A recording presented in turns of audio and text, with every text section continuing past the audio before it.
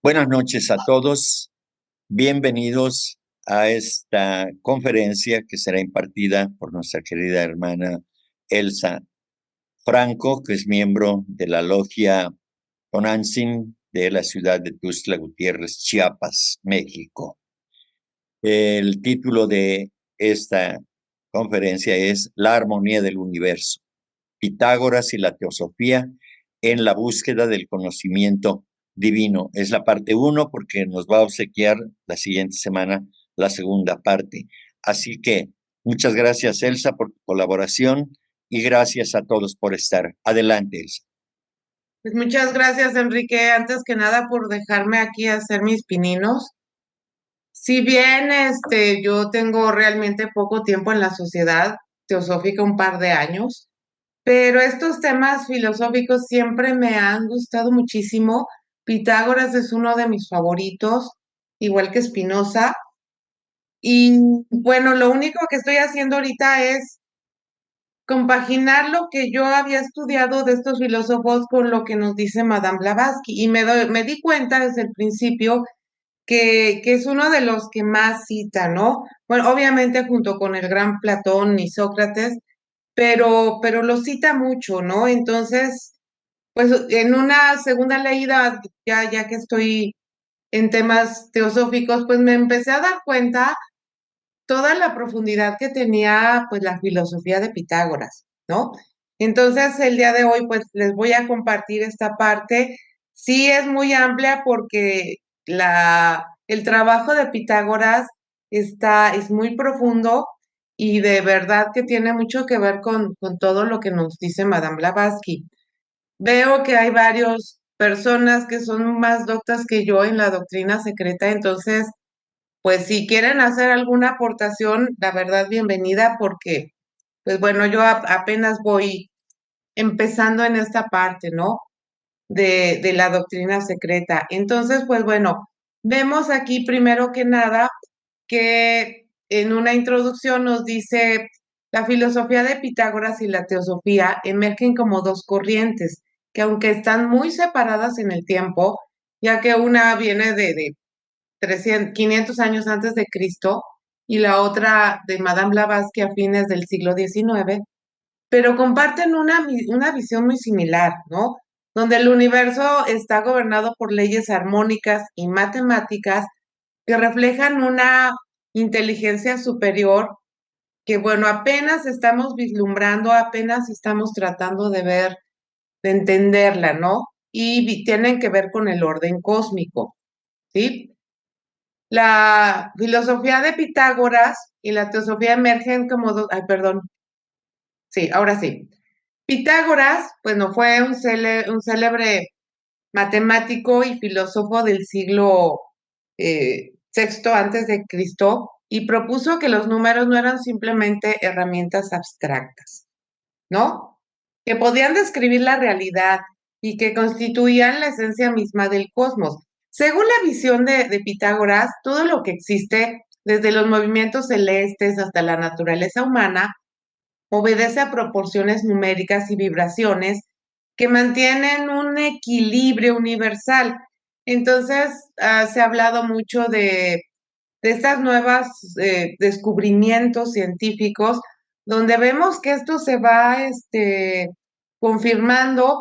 Los científicos todavía no aciertan a explicar muchas cosas porque todavía no pueden hablar de este tipo de filosofías y bueno, tienen que estar estrictamente en el orden científico donde todo tiene que ser demostrable y repetible, ¿no? Pero ya nos está diciendo que todo es vibración. Entonces, esta concepción pitagórica del cosmos como una sinfonía matemática se complementa con la creencia de la transmigración de las almas y la purificación espiritual, lo que otorga a esta filosofía una dimensión para mí mística, ¿no? Me gusta también leer mucho a Stephen Hawking, este físico teórico del siglo XX. También mencionó que las matemáticas son el lenguaje para hablar con Dios, ¿no? Pero bueno, una cosa es que sepamos las letras y otra cosa es que ya entendamos el concepto, ¿no? Por otro lado, pues la teosofía es un movimiento espiritual que surgió a fines del siglo XIX y comparte este propósito de buscar un conocimiento más profundo de la divinidad y del universo a través de una sabiduría esotérica. Entonces, la teosofía nos postula que la realidad física es solo una manifestación de verdades espirituales más elevadas, que podemos vislumbrar, podemos acercarnos, podemos hacer metáforas, pero obviamente todavía no están asequibles a nuestro entendimiento con una mente humana que pues es limitada, ¿no? Podemos acceder a ellos mediante la intuición, la meditación, el estudio de leyes universales. En este sentido, la teosofía yo la siento igual que el pitagorismo, ¿no? Reconoce la interconexión entre los seres y la existencia de un orden que nos va a guiar en la evolución tanto del individuo como de la humanidad y del cosmos en general. Entonces, para mí esto es muy importante, ¿no? Una de las partes que es muy conocida es la numerología pitagórica, ¿sí? Es una de las formas más antiguas que se basa en la idea de que los números tienen una influencia sobre nosotros, sobre nuestro carácter, sobre lo que vivimos, cómo lo vivimos y demás. De hecho, ya en las charlas sabatinas se dio una plática de numerología que estuvo muy buena, fue el año pasado, y me pareció muy interesante, ¿sí? Entonces, Pitágoras, como filósofo y matemático, entonces es conocido por la creencia que los números no solo son herramientas matemáticas, sino que poseen propiedades esotéricas que afectan nuestro mundo, que poseen vibraciones que nos van a pegar directamente. Entonces, una cosa es el número que nos toca y otra cosa es el momento que está vibrando, que también puede tener un número, ¿sí? Entonces, utiliza los números para ofrecer una visión más profunda de la vida y de la personalidad de las personas, valga la redundancia, ¿no? Esto que van desarrollando y que van viviendo conforme van viviendo ciertas experiencias, porque cada experiencia va a ir marcando cómo voy a reaccionar en la siguiente experiencia, ¿no? Entonces, creía que cada número tiene un impacto particular en nuestro destino y en nuestro carácter, ¿sí? Los conceptos claves de esta filosofía es, primero que nada, el número de vida, un número de expresión. Es el número importante en la numerología pitagórica calculado a partir de la fecha de nacimiento, ¿sí? Y se cree que refleja la personalidad, los talentos y el destino de las personas. Después tenemos el número del nombre. Hay una tabla donde a cada letra se le da un nombre y bueno, nosotros vamos viendo las letras de todo nuestro nombre y se obtiene sumando estos valores numéricos del nombre completo, ¿no? Entonces, con el número asociado de cada letra, vamos a obtener lo que es el número del nombre y se cree que revela la verdad de la esencia de la persona. Si bien son herramientas que nos van ayudando a conocernos a nosotros mismos y a ver cómo reaccionamos, a ver cómo enfrentamos la vida, cómo la interpretamos, porque al estar en maya, ¿sí? Realmente esto es una parte ilusoria y lo que influye es cómo lo estamos interpretando. Y es bien obvio que todos estamos interpretando la misma cosa de maneras diferentes, ¿sí? Hay veces como grupos, bueno, llegamos a ciertas afinidades, pero que son totalmente distintas en otros entornos, ¿sí? Después tenemos los números maestros. En la numerología, el 11, el 22, el 33, estos que se repiten, son considerados como números maestros, con significados y energías especiales. Se cree que las personas con estos números tienen un mayor potencial espiritual y una misión especial en la vida. Entonces, pues bueno, aquí ya también tendríamos que meternos un poquito más en el tema, si es que alguno de estos números está presente en nuestra numerología personal. Después tenemos el número del camino de vida, que es el resultado de las fechas de nacimiento cuando llega a un solo dígito, ¿sí? Es decir, nada más del 1 al 9. Y se cree que es el propósito de vida y las lecciones que tenemos que aprender. Ya se ha hablado, ¿no? Nosotros podemos vivir una experiencia, pero la forma en la que la interpretamos y en la que reaccionamos es muy diferente, ¿sí? Por ejemplo, si, si llegamos y nos enfrentamos con alguien que nos agrede, podemos pensar que esa persona a lo mejor no desayunó, que tiene un hijo enfermo y tratar de calmar las cosas o podemos ponernos a su nivel, ¿no? Y pelearnos y demás, ¿no? Entonces, el significado de los números del 1 al 9, que son los números dígito, dice, cada uno va a tener un significado especial. Aquí nada más puse así como que rápidamente, porque bueno, nada más es una parte importante de la filosofía pitagórica, pero bueno, como les digo, ya hay una plática que se dio el año pasado en las charlas sabatinas sobre numerología. ¿Sí? Aquí lo importante para mí, más adelante voy a hacer alusión a la tetractis.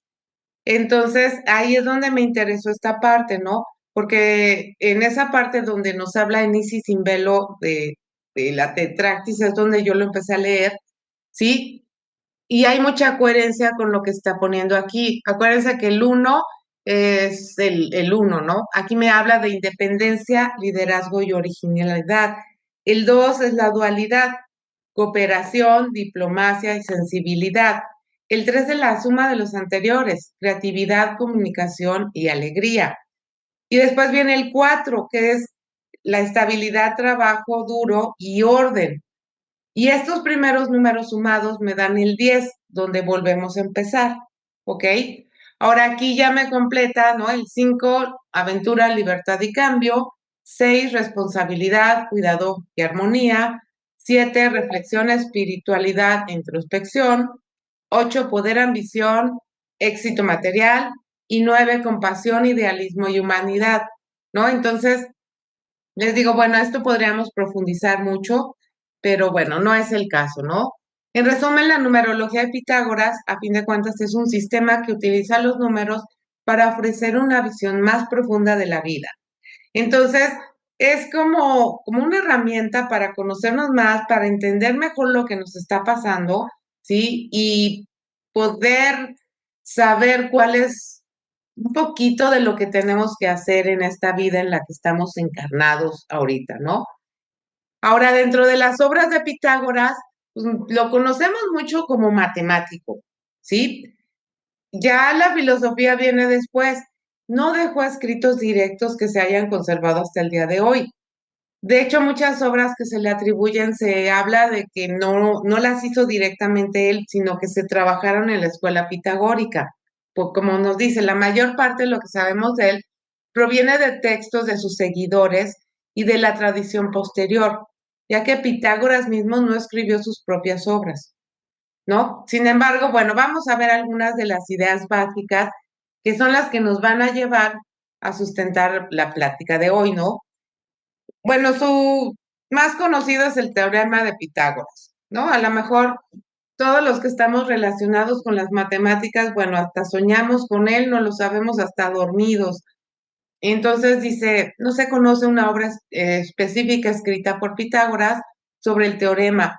Su nombre está asociado a la famosa relación de un triángulo rectángulo, donde el cuadrado de la hipotenusa, que es la línea más larga, donde está el 5,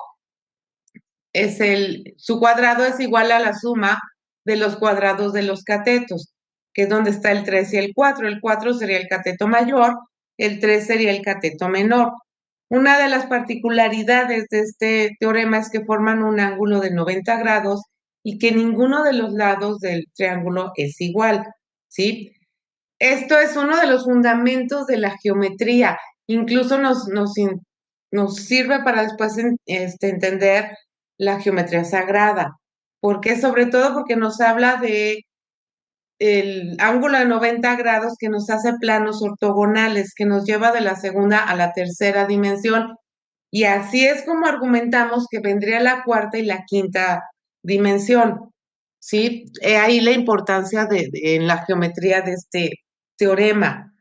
Nos da principio a los elementos de Euclides, ¿no? Tampoco se conoce una obra de él donde él firme, ¿no? Como tal, pero sin embargo son fundamentales para entender toda la geometría que nos lleva. Incluso, bueno, aquí nada más puse una imagen, pero nos habla del círculo, nos habla del triángulo y nos habla del cuadrado, mismos que Blavatsky nos hace mucha alusión en la doctrina secreta a estos círculos, ¿sí? Tenemos, o eso sí, la fundación de la escuela pitagórica, que fue formada en Crotona, que hoy en día es Italia. Sus seguidores son conocidos como los pitagóricos y son los que recopilaban y transmitían las enseñanzas. La escuela pitagórica abordó temas como la matemática, la filosofía, la música y la metafísica. Incluso hay escritos donde se habla que esta escuela pitagórica fue la primera escuela ocultista que existió en la humanidad, como ya conocida dentro de los griegos, ¿sí? Tenemos escritos de filosofía posteriores, ¿no? Muchos se encuentran atribuidos a Pitágoras, pero más que nada es porque era lo que se hablaba en la escuela, lo que se decía, entonces pues obviamente salía como un material producto de la escuela pitagórica, así que por eso recibe su nombre, pero no es que él solo lo haya desarrollado, ¿sí? Estos textos a menudo se refieren a enseñanzas pitagóricas y su influencia en la filosofía matemática. Sí, le pegaron mucho a Platón, Aristóteles, porque se basaron mucho en estos escritos para después seguir desarrollando sus filosofías, ¿no? Entonces, pues bueno, aquí es lo que les decía, ¿no? Que no hay un texto firmado como tal por Pitágoras, sin embargo, son herramientas muy interesantes que se desarrollaron en su escuela y perduran en la historia y han contribuido a muchos avances en el pensamiento occidental, ¿no? Entonces, bueno, siguiendo los principios de la sociedad teosófica, que es formar un núcleo de fraternidad universal en la humanidad, sin distinción de raza, credo, sexo, casta o color, nosotros hoy nos dedicamos al 2, fomentar el estudio comparativo de religiones, filosofías y ciencias. Yo creo que este punto es el que a mí más me gusta. Todos me gustan, ¿no? Pero siento una debilidad por este punto. Y después el tercero, investigar las leyes inexplicables de la naturaleza y los poderes latentes del hombre. Entonces, pues bueno, nos dedicamos como tal. El día de hoy vamos a hacer un estudio comparativo precisamente entre lo que es la teosofía y esta filosofía, ¿no? De Pitágoras, ¿no? Vamos a tratar de ver cómo convergen en su búsqueda del conocimiento divino.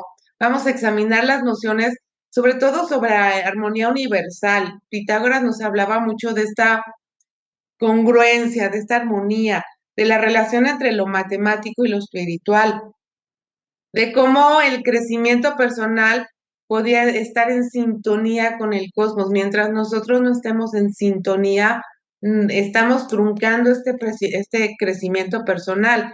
Entonces, bueno, con este análisis lo que busco es que pues nos acerquemos un poquito a ver cómo ambas tradiciones nos invitan a ver el universo no solo como un fenómeno físico, ¿no? Sino como algo sublime, una expresión de esta inteligencia trascendental que nos guía y nos va llevando poco a poco, contando nuestro libre albedrío, hacia ser cada vez más iluminados, hacia una perfección y hacia esta unidad con lo divino, ¿no?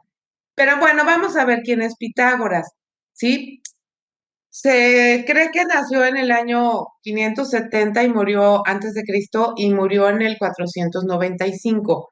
No hay texto como tal que nos diga que sí nació en este año, pero bueno, los historiadores oficiales se han puesto de acuerdo en que es en estas fechas aproximadamente es cuando él nació, ¿no? Destacó, su influencia fue mucho más allá de las matemáticas. Fundador de una escuela que combinaba filosofía, religión y ciencia. Entonces, y el legado de él ha perdurado hasta nuestros días. Sabemos de él hoy en día, todos hemos oído algo de la escuela pitagórica, ¿no? Y a pesar de la importancia de sus obras, muchos detalles de su vida están envueltos en misterio, ¿no? Porque porque no se documentaron oficialmente. Entonces las fuentes, el día de hoy les voy a hablar de lo que las fuentes contemporáneas han aceptado, ¿no? Oficialmente, pero sí hay muchos mitos en los hechos históricos, ¿no? Él nació en la isla de Samos, en el mar Egeo. Su padre fue Nesarco, que era comerciante y grababa anillos. Su madre era Pistacis y, bueno, se dedicaba simplemente a ser mamá, ¿no? Desde joven, Pitágoras demostró una inclinación por el conocimiento. Ya estaba enamorado de la sabiduría y, según la tradición, fue educado en varias disciplinas, sobre todo matemáticas, música y astronomía, ¿sí? Se sabe que viajó mucho en su juventud, lo que le permitió acceder a conocimientos de muy diversas culturas. Algunas fuentes dicen que estuvo en Egipto, donde se familiarizó con misterios religiosos y la matemática egipcia. También se cree que pudo haber viajado a Babilonia, donde entró en contacto con la astronomía y la numerología precisamente, ¿no? Después fundó la escuela pitagórica, cuando abandonó la isla de Samos porque, bueno, había por ahí ciertos piques con el gobierno del que en ese entonces el gobernante era Policatres, creo. Se creía que había tiranía, entonces él se rebeló ante esa tiranía. Fue cuando se fue a Italia, a Crotona, ¿sí? Que era una colonia griega en ese entonces, y ahí es donde formó su escuela. Empezó por la filosofía y la religión, fue más que nada, pero como les decía, ya había escuela ocultista, al igual que Madame Blavatsky tenía como niveles, ¿no? La escuela no era solo un centro de enseñanza, sino que era una comunidad espiritual con elementos místicos y esotéricos. Entonces, los seguidores de Pitágoras, ¿no? Los pitagóricos, vivían bajo un estricto código ético y religioso, sobre todo su núcleo más cercano. Ya incluía en este núcleo más pequeño la transmigración de las almas, o sea, nuestra reencarnación, y la creencia en esta purificación espiritual. Entonces promovía mucho la autodisciplina, el estudio, incluso hay fuentes que afirman que ya fomentaba el respeto a los seres vivientes, es decir, el ser vegetariano, ¿sí? No hay una fuente que nos los confirme, pero como les digo, bueno, hay varios mitos, ¿no? Después fue conocido más que nada por el teorema de Pitágoras, como vimos hace rato, ¿sí? Que nos sirve después para entender la geometría sagrada. Sin embargo, se cree que Pitágoras en su núcleo, ¿sí? Como idea fundamental de que los números nos podían explicar el universo y nos podían explicar las armonías que había, sostenía que el cosmos podía ser explicado a partir de proporciones numéricas y esta realidad física era solo una manifestación de un orden superior que era, que era el que regía todo el cosmos, ¿no? Lo llevó a desarrollar doctrinas de la armonía de las esferas, según las cuales los planetas y las estrellas producen una música celestial que no es audible para el ser humano, ¿no? Pero que en este movimiento nos va invadiendo, ¿sí? Entonces relacionó las notas musicales en proporciones matemáticas, ¿no? Una relación entre cada nota musical con los números, ¿no? También habló de la tetractis, como ya les había comentado, que es una figura triangular formada por los cuatro primeros números que nos van a sumar 10, ¿sí? Que esto consideraba la armonía y la perfección del universo. Y Madame Blavatsky nos habla de esto en Isis sin velo, en el tomo 1.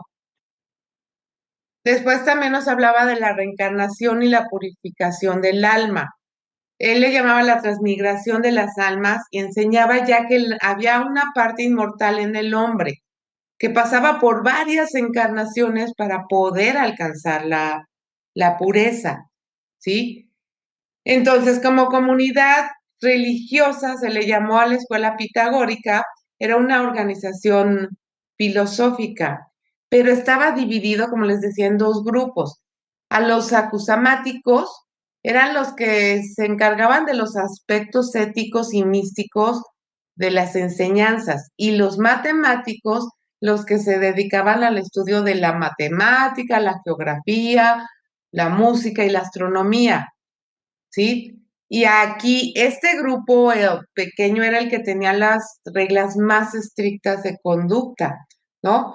Se observaba, aparte de una autodisciplina, observaban mucho la parte del silencio, de guardar silencio para realmente poder estar en comunicación con ese algo más grande, ¿no? Tenían una vida en común, ¿sí? Tenían abstención de ciertos alimentos, creían en la igualdad entre hombres y mujeres, ¿no? Y creían en la búsqueda del conocimiento, ese conocimiento disponible, pero que solo estaba disponible para ciertos iniciados que seguían estas reglas estrictas, ¿sí? O sea, si tú no creías en la igualdad entre hombres y mujeres, pues como que accedías a cierta enseñanza, pero no a la enseñanza más profunda, ¿ok? Y bueno, después, ya en su legado, ¿no? En los últimos años, no hay mucha información de esto. Se cree que que presentó una fuerte oposición política, sobre todo a esta tiranía por parte de los gobiernos, ¿sí? La escuela adquirió cierto renombre, cierta influencia, y esto hizo que, bueno, ciertos gobernantes pues lo tuvieran en la mira y no lo quisieran, que hubiera conflictos, ¿no?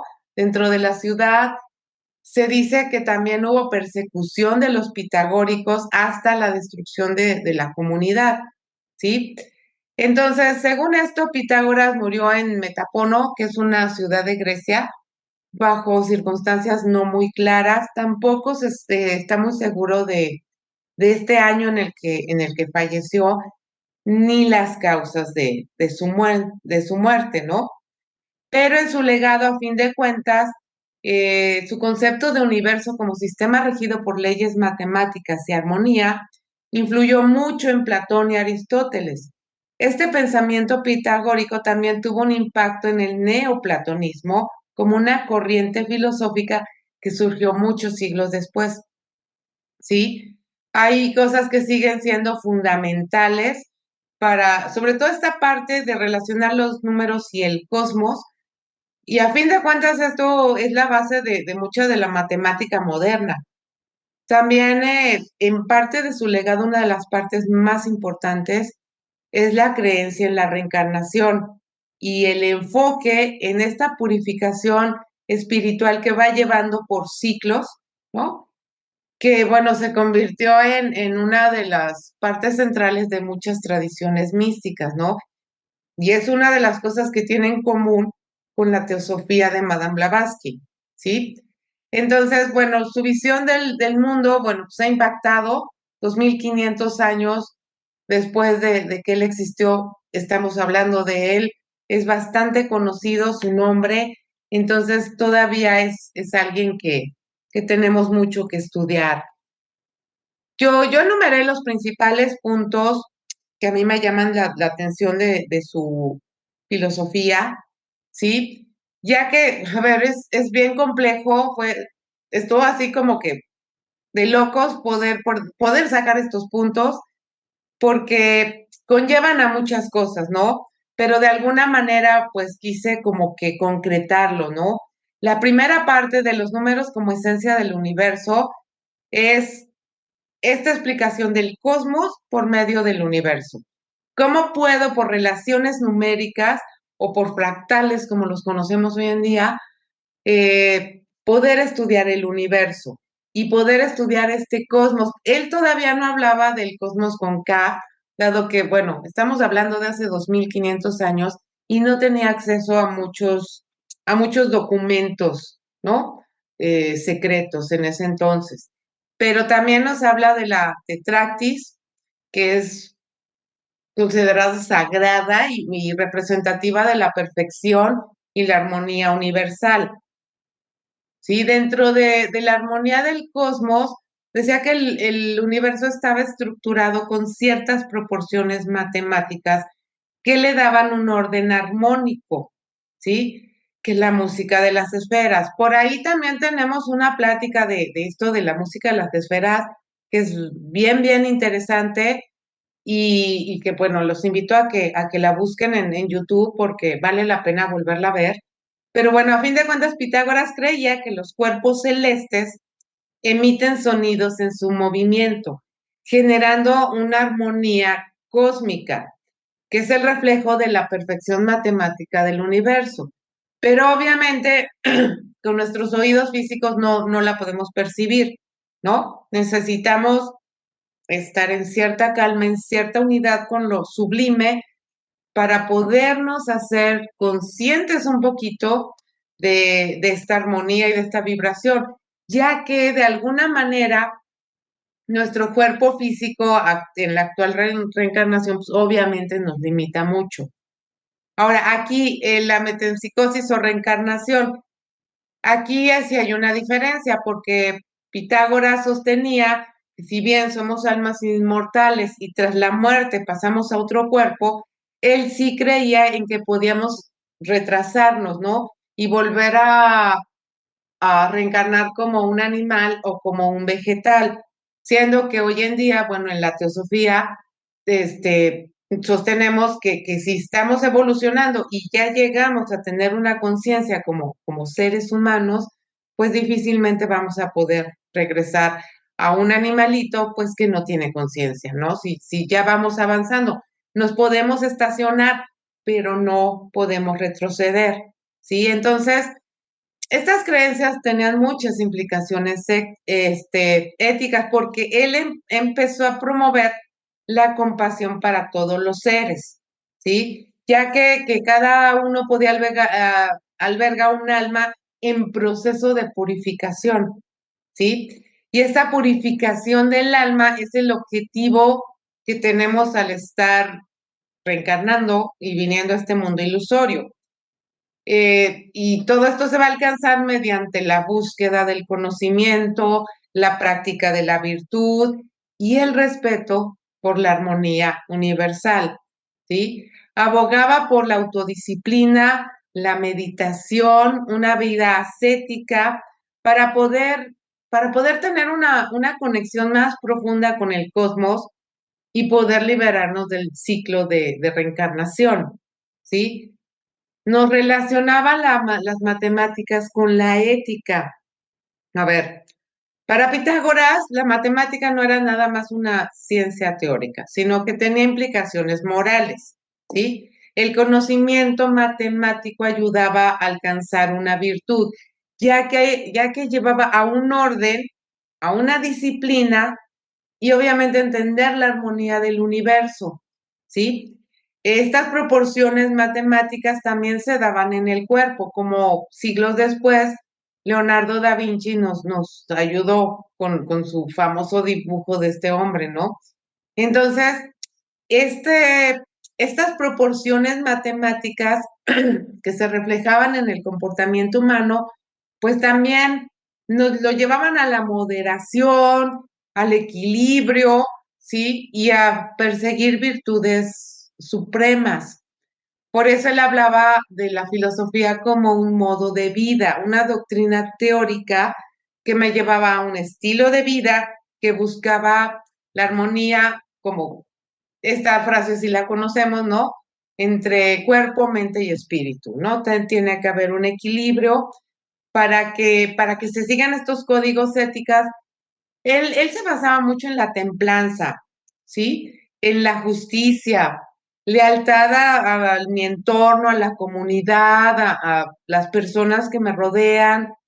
Planteaba también con mucho énfasis el respeto a la naturaleza y sobre todo a los seres vivos, ¿no? Todavía no llegaba a considerar a los vegetales como seres vivos, pero sí hablaba mucho de los animales, ¿sí?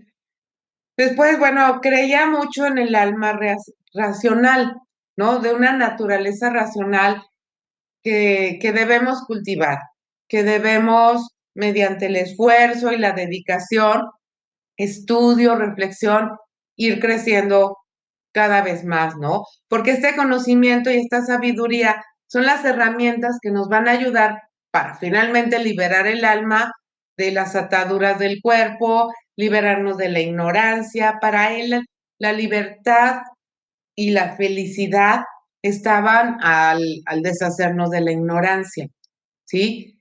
Entonces, después, esta comunión con la naturaleza, el no dañar mi entorno, el observar la naturaleza, poder estudiar los ciclos que vamos teniendo, los patrones que se van presentando, esto era lo que le llamaba mucho la atención, ¿no? Estos ciclos, y después los relacionaba con números, patrones que se van repitiendo, ¿sí? Y que me van reflejando estas leyes matemáticas.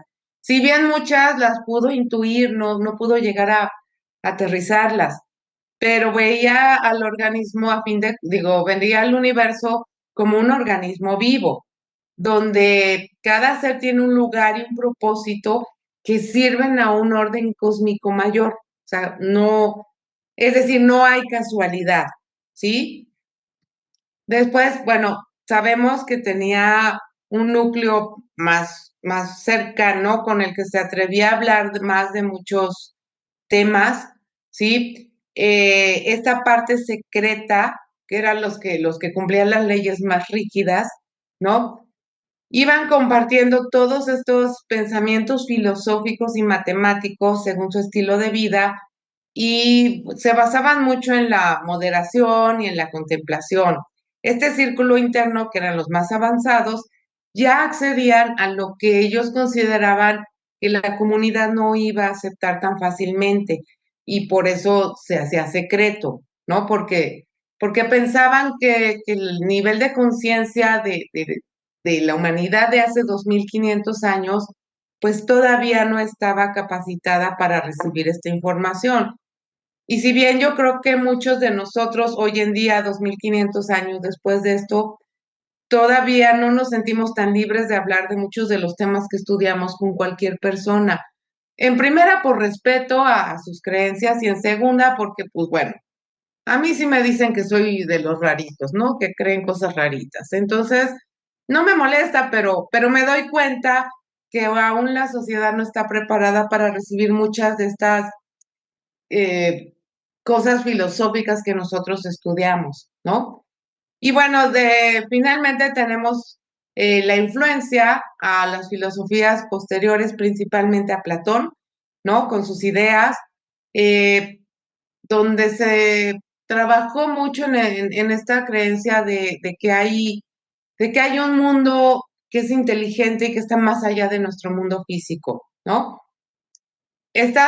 Si bien la escuela pitagórica fue muy atacada, pero dio lugar a otras escuelas en el neoplatonismo, ¿no? Donde se empezó a concebir estas ideas, a acunarlas, a difundirlas, y pues bien, o hasta hoy en nuestros días, que coincide con todo lo que nos enseña la teosofía, ¿no? Toda esta situación con Madame Blavatsky, ¿no? Encontré algunas citas de Madame Blavatsky sobre Pitágoras, ¿sí? Por ejemplo, en la Doctrina Secreta en el tomo 1 dice, Pitágoras, ese gran iniciado y filósofo, el más grande de los matemáticos y elocuentes defensores de la filosofía esotérica, quien después de haber pasado muchos años de su vida con los sacerdotes de Egipto y aprendiendo los misterios de la sabiduría oculta, trató de fundar en su país una escuela que combinara la ciencia y la religión. Aquí, la verdad me faltó citarles bien la página porque saqué la cita del documento virtual, del documento electrónico, y ya no tuve tiempo de ver el documento, el libro, para ponerles bien la página. Pero sí, esto está en la Doctrina Secreta en el tomo 1. Después en la revista de Lucifer, no está también. Permítanme, porque creo que ya. También en la doctrina secreta, en el tomo 1, dice Pitágoras, ese gran iniciado y filósofo, el más grande de los matemáticos y elocuentes defensores de la filosofía esotérica, quien después de haber pasado muchos años de su vida con sacerdotes de Egipto y aprendiendo los misterios de la sabiduría oculta, trató de fundar en su país una escuela que combinara la ciencia y la religión. Después, ahora sí tenemos este que está en el libro de enseñanzas de Madame Blavatsky, dice, Pitágoras adoptó y enseñó la doctrina de la metempsicosis o transmigración de las almas, enseñada también por los brahmanes en la India. Según esta creencia, el alma, siendo inmortal, renace en diferentes cuerpos, a través del tiempo hasta alcanzar la purificación. Después tenemos otra que está en comentarios a la doctrina secreta. Dice, Pitágoras era un discípulo de los sabios de Oriente, quienes le enseñaron los secretos de la naturaleza y el hombre, y cómo estos secretos estaban relacionados con el universo. ¿Sí? Entonces, bueno, estas citas es donde Madame Blavatsky empieza a relacionar la filosofía que él tenía con todo lo que ella está difundiendo, ¿sí? Este conocimiento esotérico cuya filosofía, bueno, nos está influenciando como teósofos y resalta mucho la conexión entre la ciencia, la filosofía y la espiritualidad, ¿no? Entonces, ya relacionando los puntos con la teosofía, yo saqué 7 puntos básicamente, que los voy, el día de hoy nada más vamos a desarrollar uno, la próxima semana vamos a desarrollar los otros 6, porque cada uno tiene un profundo conocimiento, ¿no? Si la relación entre la filosofía de Pitágoras se basa en varios puntos clave que conectan con sus principios fundamentales, especialmente la manera en que ambas tradiciones ven el universo. Eso fue algo que a mí me llamó mucho la atención, como el reflejo de un orden espiritual y matemático y esta búsqueda que comparten ambas filosofías con el conocimiento divino, ¿sí?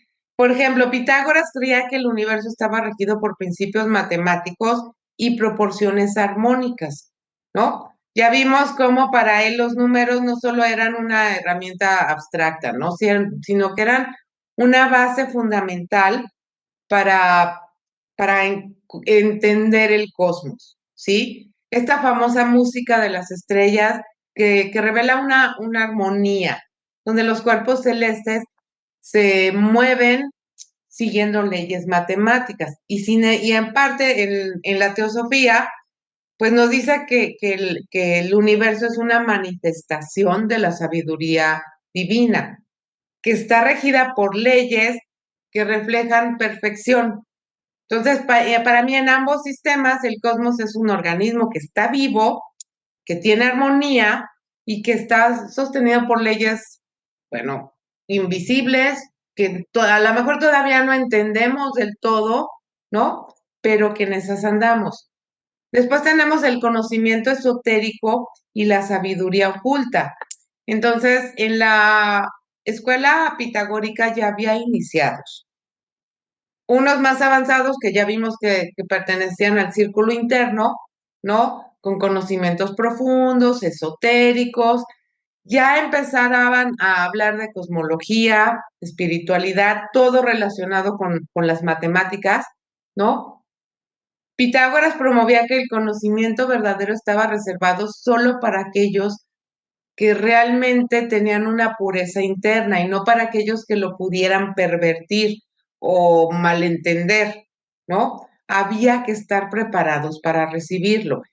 Y Madame Blavatsky nos dice que la sabiduría secreta y esotérica es accesible para aquellos que tienen cierta intuición espiritual, que se comprometen con un estudio profundo, que van al interior para ver qué es lo que hay dentro, ¿no? Entonces ahí encuentro una similitud con la escuela pitagórica, ¿no? Entender algo más allá de lo físico, entender que esta situación material de nuestro cuerpo es temporal, ¿no? Y buscar descubrir verdades universales que van a existir aun cuando nosotros dejemos este cuerpo físico, ¿sí? La parte de la transmigración del alma, entonces, es, bueno, yo creo que es una de las partes para mí más importantes de la teosofía, ¿no? Que es esta reencarnación, la idea de que el alma es inmortal y que también se promovía por Pitágoras, ¿no? Que tenemos que pasar varias reencarnaciones para lograr esta purificación, esta noción de evolución espiritual, progreso del alma. Entonces, ahí dicen, básicamente la teosofía y la escuela pitagórica nos enseñan lo mismo, ¿no?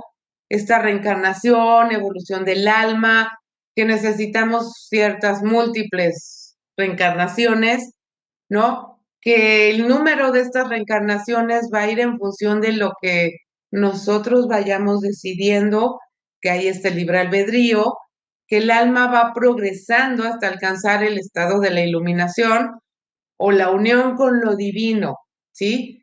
Entonces ahí nos habla de unirnos a algo más grande, ¿no? Deshaciéndonos de lo más denso. Después tenemos la búsqueda de la armonía y la purificación, ¿sí? Para ambas filosofías, tanto la teosofía como para Pitágoras, hay que llevar una vida ética, espiritual, ir purificándonos en el camino, estar en armonía con el entorno que nos rige, ¿sí? Enseñar esta vida virtuosa. En el caso de Pitágoras, nos promovía mucho de estudiar los números, ¿no? Pero también nos promovía la meditación. Más que nada el estudio de los números era para entender esta armonía cósmica, ¿no? Esta unión con el principio divino. En la teosofía, bueno, nos dice que hay que hablar hay que practicar la meditación, hay que tener un servicio a la humanidad para poder lograr esta comprensión más elevada del universo y cuál es su propósito, ¿sí? Después, bueno, aquí tenemos la figura de la tetractis, que tan se ve sencilla, pero la verdad es que tiene mucho, mucho fondo que se le puede estudiar, ¿no? Porque nos habla de la matemática como un lenguaje sagrado, ¿sí? Números y formas geométricas para Pitágoras eran sagrados.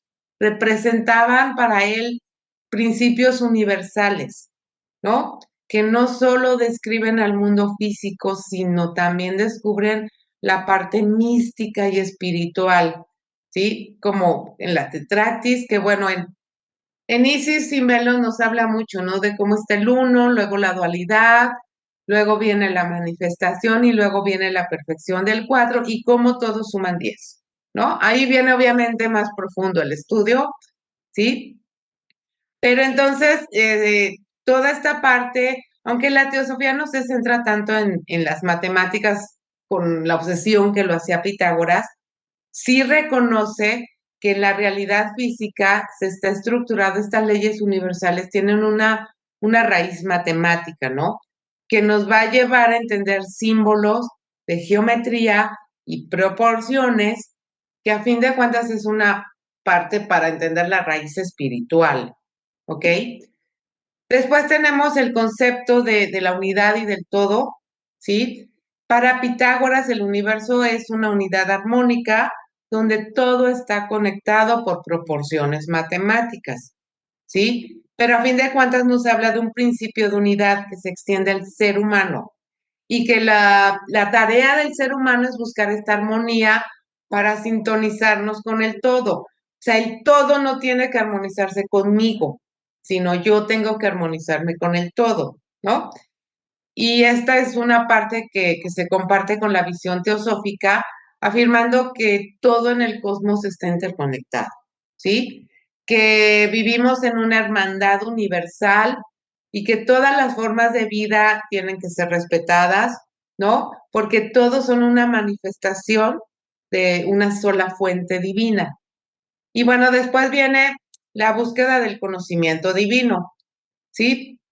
Pitágoras se iba a la matemática y a la filosofía como el camino al entendimiento, contemplación de proporciones, armonías, ¿sí? Para poderme unir a lo sagrado. Y la teosofía, bueno, tiene también este objetivo, ¿no? Búsqueda del conocimiento divino, entender la naturaleza, estar en introspección, la sabiduría esotérica, ¿no? Y no como algo meramente intelectual, sino como una realización espiritual para esta conexión con lo divino. Entonces, pues para mí, Pitágoras y la teosofía pues tienen muchas cosas en común. Es mínima la parte que tienen diferente y lo atribuyo mucho a que, bueno, hace 2500 años como que no había Google Maps ni Google nada, era muy limitada el acceso que se tenía al conocimiento y en esos 2500 años, pues algo de conciencia espero que hayamos avanzado, ¿no? Pero a fin de cuentas, ambas filosofías reverencian el orden del cosmos, la relación entre lo físico y lo espiritual, cómo el conocimiento verdadero implica una comprensión de estas leyes universales que gobiernan a la naturaleza, al alma, que generan armonía y equilibrio y que, bueno, tenemos que alcanzar esta sabiduría para entender el estado uno, ¿no? Y entender a la divinidad y en última instancia ambas corrientes nos promueven que estamos en un camino de evolución espiritual, de autoconocimiento, que van a llevar al ser humano a algún día, en algún plano, en alguna de las razas que evolucionemos a entender este gran esquema cósmico. ¿Ok? Entonces, estas 7 grandes ideas, bueno, perdón por decir grandes, porque son mías. Estas grandes ideas para mí, son lo que quiero desarrollar, ¿no? Entonces, ver cómo Pitágoras en su filosofía reverencia el orden cósmico, las relaciones que hay con la divinidad, ¿no? Cómo nosotros tenemos que ir a este orden que tanto nos interesa y sobre todo alcanzar, a fin de cuentas, el interés por alcanzar este orden y alinearnos con esta vibración es un interés de nosotros, ¿ok? Entonces vamos a desarrollar el primer punto que dice el universo como un todo armónico, ¿sí? Entonces, el concepto de universo como todo armónico se encuentra tanto en la teosofía como en la escuela pitagórica. En ambas tradiciones, aunque con 2400 años de diferencia en ese entonces, es que todo está interconectado y sigue un orden superior, que a lo mejor nosotros no entendemos, porque todavía no podemos vislumbrarlo, pero que a fin de cuentas está basado en leyes espirituales, cósmicas, matemáticas, ¿no? Entonces, Pitágoras y a fin de cuentas o sea, su filosofía, su escuela se enfocó a no nada más los fenómenos físicos, ¿sí? Sino a entenderlo como parte de una armonía cósmica, que a fin de cuentas creo que es lo que la teosofía pues también nos enseña, ¿no? Entonces, aún en el siglo VI antes de Cristo, ¿sí? Pitágoras ya empezaba a tener vislumbres de esta sabiduría, de esta proporción matemática, que son la esencia del cosmos, que el universo está relacionado por relaciones numéricas y que todo en el universo, desde la disposición de cómo están los planetas hasta la estructura de cada uno de nosotros como seres vivos, refleja estas proporciones, ¿sí? Eh, Reitero esta famosa parte que nos habla de la música de las esferas. También es un tema muy, muy interesante, cómo los cuerpos celestes al moverse producen una armonía y que nosotros tenemos que estudiar y purificarnos para, a fin de cuentas, en algún momento poder estar al son de esta vibración. En charlas pasadas, Dani nos habló cómo teníamos una cadena planetaria y una cadena terrestre y demás. Entonces, pues tenemos que empezar a alinear estas vibraciones, pues si realmente queremos pasar el examen para la siguiente raza y no quedarnos, ¿no? En la raza anterior, ¿sí? Estudiar, por ejemplo, la tetractis, que bueno, estaba el dibujo ahí atrás, ¿no? Que va del origen a la dualidad, después al 3 que es equilibrio, y después al 4 que es poner orden, poner estabilidad, ¿no? Entonces también es un estudio de conocimientos sagrados que nos permiten ir entendiendo un poco más el camino que tenemos que seguir para llegar a la unidad con la divinidad. También él se centró mucho en lo que era la geometría sagrada, ¿no? Estas formas como del triángulo, el círculo y el pentágono, sus proporciones, que a fin de cuentas tienen un significado espiritual y universal, están presentes en la naturaleza, están presentes en los símbolos y en la conexión entre el mundo físico y lo divino, ¿sí? Tenemos a la teosofía, que es un universo como manifestación de la sabiduría divina, ¿sí? Entonces, desde esta idea se enfatizó mucho, sobre todo después de que Madame Blavatsky nos las enfatizó tanto en Isis sin velo como en la doctrina secreta a finales del siglo XIX, donde nos dice que todo está interconectado, que estamos regidos por leyes superiores que reflejan una inteligencia superior, espiritual, divina, ¿no? A la cual tan solo nos podemos aproximar, dado que nuestra mente terrena, física, no alcanza, no está capacitada para entender ese orden, no está capacitada para entender lo demás. Por eso no sabemos el nombre de la siguiente raza, porque es algo que nos supera, nos trasciende, ¿no?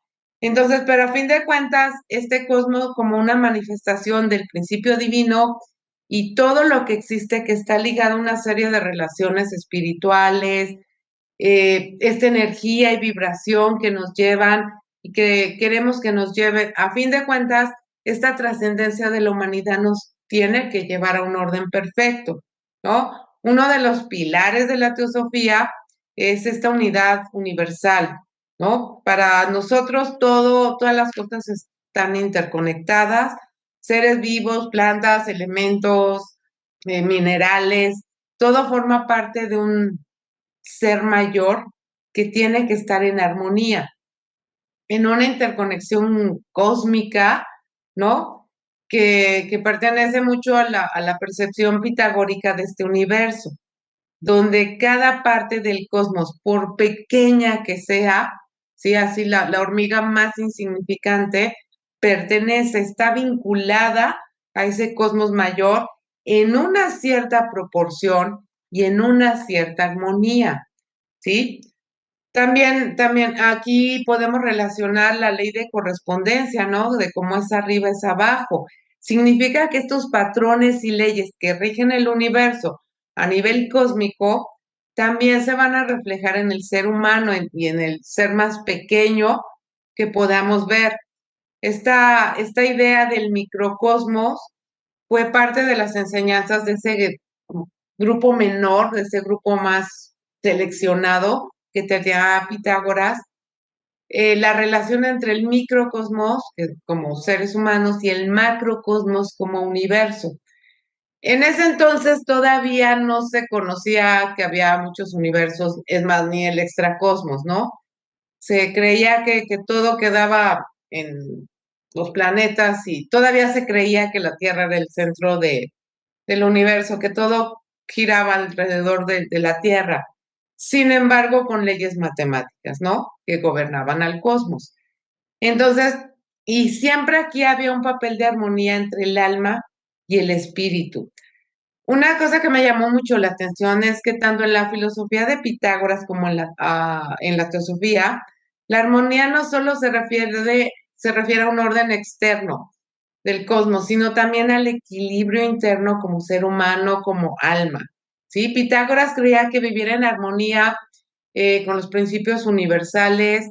Entonces el ser humano podía purificar su alma y liberarse de los ciclos de reencarnación, que es este estado de equilibrio tanto físico como espiritual. O sea, tenemos que jugar, digamos, de alguna manera ahorita mientras estamos en nuestra materia densa y que esto era fundamental para alcanzar la unidad con lo divino.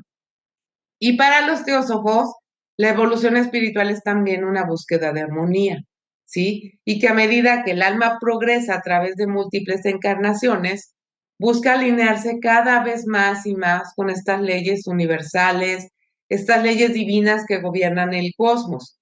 Y a fin de cuentas, el objetivo es alcanzar un estado de iluminación en el que cada uno de los individuos dejemos de ser uno y nos reconozcamos como parte del todo universal, del uno con mayúsculas, y podamos vivir en consecuencia con esta verdad espiritual.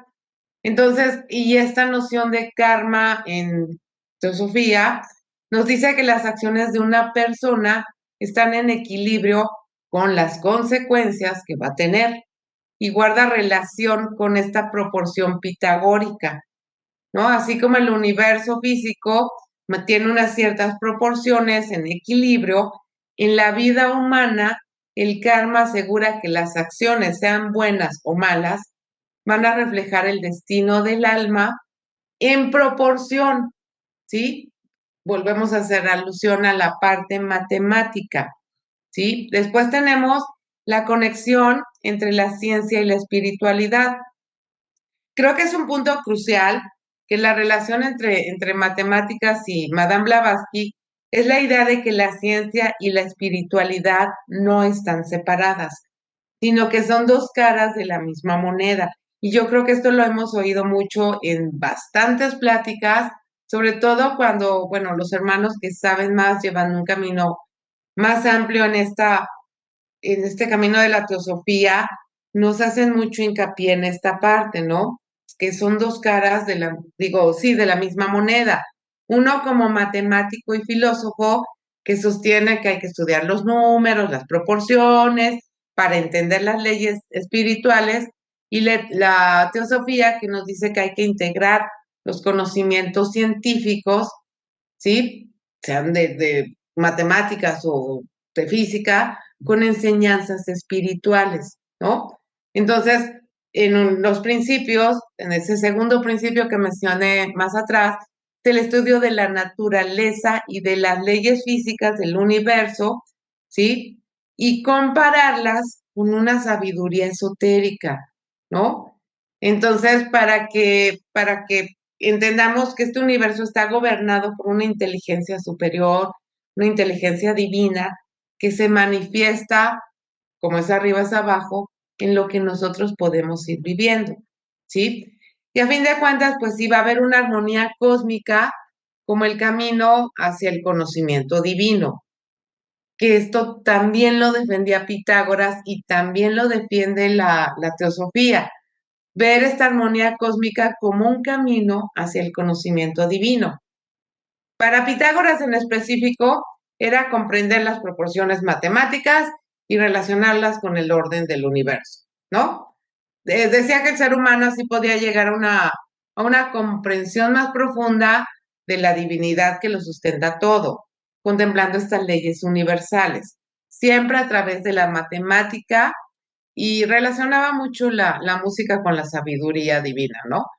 Y en la teosofía nos dice que estas leyes universales, ya sean físicas o espirituales, van a permitir que nosotros nos aproximemos a esa verdad suprema, a ese conocimiento no solo intelectual, sino al conocimiento reflexivo, a ese conocimiento intuitivo que surge cuando nuestra alma se sintoniza con la armonía cósmica, ¿no? Con ese uno, ¿no? Y bueno, ya voy terminando por el día de hoy, ¿no?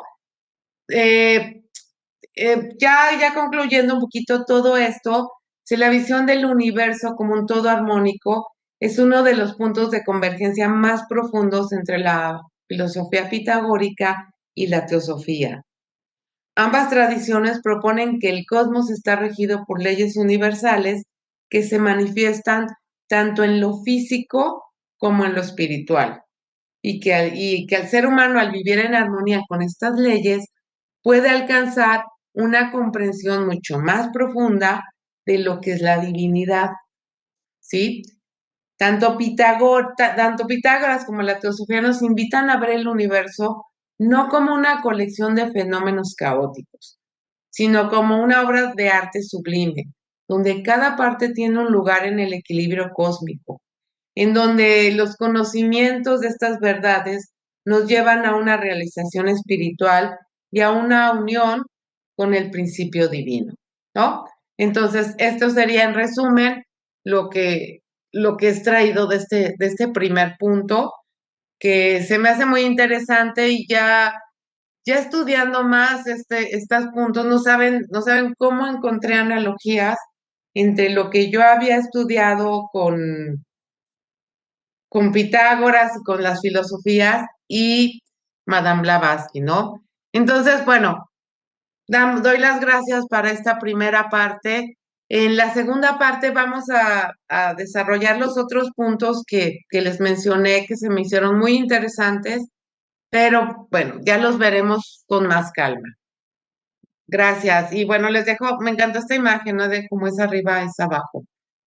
Muchas gracias y dejo de compartir pantalla. Ya veo por ahí alguna manita. Muchas gracias, Elsa, por el interesante tema que nos has expuesto este día y que desde luego estaremos esperando con mucho gusto la segunda parte, porque pues seguramente vendrá más detallada la enseñanza pitagórica, que es una filosofía esotérica, desde luego, lo que vendrá seguramente y que va perfectamente con la enseñanza teosófica. Por eso lo cita Madame Blavatsky, porque de hecho es uno de los digamos, grandes sabios de la antigüedad que, igual que los sabios de la India, forman parte de esa pléyade de seres humanos grandiosos que nos han llenado de luz y que aún no hemos terminado de comprender y por las Efectivamente. dificultades que tenemos todavía en nuestro desarrollo, no solo intelectual, sino desde el punto de vista intelectual. Así es que muchas gracias por tu colaboración. Esperamos para la próxima semana la segunda parte. Y adelante con las participaciones a través de preguntas o puntos de vista, por favor. Pati, adelante. Hola Elsa, muy buenas noches a todos. Muchísimas gracias, estuvo muy interesante, a pesar de que soy fanática de las matemáticas. Esto me llevó a descubrir muchas cosas. Entre ellas, que te quiero comentar que esta trigonometría sagrada que la dio Pitágoras, posteriormente se le llamó trigonometría Fibonacci, que es una Sí, trigonometría que obviamente está en toda la naturaleza, por ejemplo, en estructuras, por ejemplo, en el caracol, que es la misma posición que tiene la energía del universo, por ejemplo, en las abejas, ¿no? Cómo hacen su panal a través de octágonos, y así nos vamos, ¿no? Y es muy importante que los números son exactos. Estos números también los aplicamos dentro de nosotros mismos. En principalmente porque tenemos una fecha de inicio, ¿no? Que es de elaboración, que es cuando nosotros nacemos. Y una fecha de caducidad que obviamente no tenemos nosotros el día, ¿no? Ni el momento, sino eso se va a ir desarrollando poco a poco. Y dentro de estas fechas son muy importantes, ¿sabes por qué? Porque a través de lo que le llamamos la carta astral, este, se ven los números, las posiciones de las casas. Y si tú te vas a un paso de numerología, que yo la estudié muchísimo, cada número representa una vibración. Por lo tanto, tu fecha de nacimiento tiene una vibración. Al compactarla dentro de lo que sería un número exacto, que es el que te da el universo, empiezas a vibrar. Obviamente tienes un sonido, ya después lo entendí con lo que sería LED Bitter a través de los chakras. También ellos tienen una vibración, un sonido y un planeta, ¿no? Entonces, realmente es muy interesante porque lo vamos machando, ¿no? En el aspecto de ir descubriendo que, por ejemplo, nosotros dentro de nuestro cuerpo tenemos los planetas, ¿no? Entonces, es muy interesante y muchísimas gracias por recordármelo. Buenas noches a todos. Gracias, Pati. Efectivamente, de hecho, solo toqué la parte esta de numerología, porque sí es un desarrollo importante de Pitágoras, pero en primera es muy profunda, en segunda ya ha habido charlas de numerología y no era tanto lo que quería abordar, no quería irme más a la parte de filosófica, no tanto a la parte numerológica, porque además, bueno, me dices que tú has estudiado numerología, yo me sé los míos y ya, ¿no? No me da para más. Sí, y aún así ya hay veces me confundo en las interpretaciones, pero a fin de cuentas sí es una rama muy interesante. Y esta parte que mencionas con la serie de Fibonacci, efectivamente luego se da esa serie, pero tampoco me quise meter en ese tema porque esa sería tema también de otra charla, ¿no? Adentrarnos en la serie de Fibonacci con los fractales y toda esta situación es otra charla bastante interesante porque es que esto es bien profundo. Pero sí, muchas gracias, Patti, y qué bueno que recordaste la numerología. Adelante, Bermari. Gracias, Ilsa. Eh, la verdad es que fue una plática muy interesante y ahora que, bueno, tú desde tu exposición hablaste que hay una parte que eso es muy oculta de los números, ¿no? Y en ese sentido, me quedé pensando en que, bueno, se habla de vibraciones, pero finalmente esas vibraciones cuando, bueno, de manera concreta, aunque se dan en todo el universo, y que están representadas numéricamente, esas vibraciones cuando son de alguna manera atraídas o asignadas a un ser humano, en realidad estamos, bueno, yo lo estaría viendo así como que es un conjunto de, estas vibraciones están representadas por una serie de elementales que tienen una serie de rasgos comunes, ¿no? Y que vienen a formar parte, en este caso hablando de una persona. Me quedé pensando mucho en eso porque finalmente yo conocí la numerología hace 40 años y obviamente cuando mi hija iba a nacer, le saqué le hice un nombre, le puse un nombre así que fuera así como muy, muy armonioso, muy todo, ¿no? Y bueno, pues de verdad lo sumé muchas veces, lo resté, bueno, hice todos los cálculos para el número de la vida, del destino, del maestro, todos los números, ¿no? Y al final, ¿qué creen que pasó? Por eso lo hago en relación con esto. Pues resulta que me equivoqué. Y chequé y me di cuenta cuando ya ella tenía el nombre. ¿Esto qué quiere decir? Que bueno, ella venía con su propio karma, ¿verdad? Al cual se asumieron los elementales correspondientes y de los cuales yo no tuve ninguna posibilidad de interferencia, ¿sí? Entonces, a mí me parece que eso, ahora me lo explica pensando en este tipo de relaciones, me lo explica, al fin, ¿no? ¿Por qué me equivoqué? Gracias, es todo.